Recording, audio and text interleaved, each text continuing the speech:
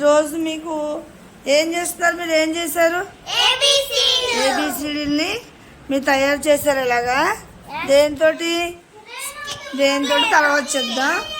Okay, ఇక్కడ మీరేం చేస్తున్నారు?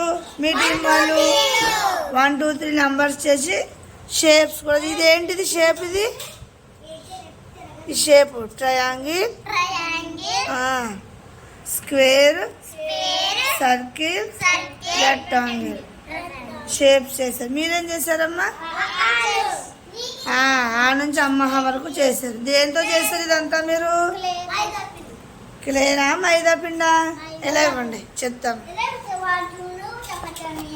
ఇది మైదా పిండి అండి. ఇది మైదా పిండిలో మనం బయట మార్కెట్లో క్లేలు కనుక వాడితే మార్కెట్లో క్లేలో కెమికల్స్ అవి కలుపుతారు కాబట్టి పిల్లలకి నోట్లో పెట్టేసుకున్న కొంచెం హానికరంగా ఉంటాయి.